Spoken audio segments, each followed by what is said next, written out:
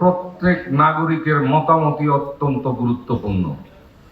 আপনাদের প্রত্যাশা, দাবি এবং বাস্তব প্রাপ্তির মধ্যে সেতু বন্ধন তৈরি করতেই আজকের এই আয়োজন। আমরা আগে প্রবীণদের অভিজ্ঞতা এবং তরুণদের চোখে দেখতে চাই। তারুণ্যের স্বপ্ন, সাহস, সম্ভাবনা এবং প্রবীণদের জ্ঞান বিচক্ষণতার সমন্বয়ে একটি আগামীর নতুন নারায়ণগঞ্জ গড়ে তোলার লক্ষ্যে আমরা কাজ করে যেতে চাই। আমরা নারায়ণগঞ্জকে মাদক, সন্ত্রাস, চাঁদামুক্ত, কর্মসংস্থান ও শিক্ষার কেন্দ্র হিসাবে গড়ে তুলতে চাই। যদি মাদক অপরাধ জগতের সাথে যুক্ত থাকে এবং সে যদি আমার দলের সব সময় আমাদের চোখে বন্দর ও নগর একই মায়ের সন্তান, আমাদের সম্পর্ক অবিচ্ছেদ্য।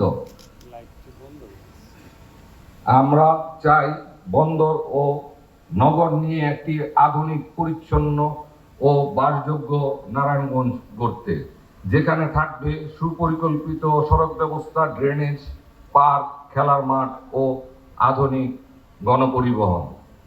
বন্দর ও শহরের যোগাযোগ উন্নয়নে কদম রসুল সেতু অত্যন্ত গুরুত্বপূর্ণ।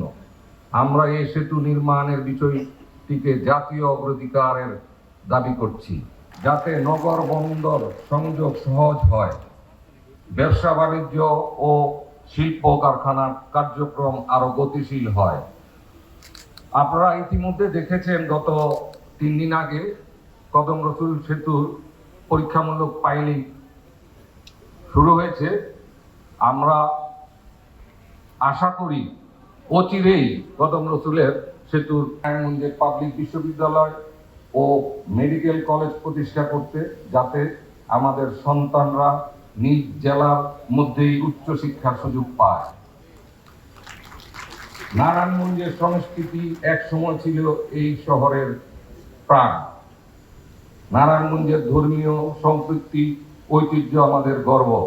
আমরা বিশ্বাস করি সম্প্রীতি শুধু ধরে রাখা নয়, বরং তা আরো দৃঢ় করা আমাদের দায়িত্ব।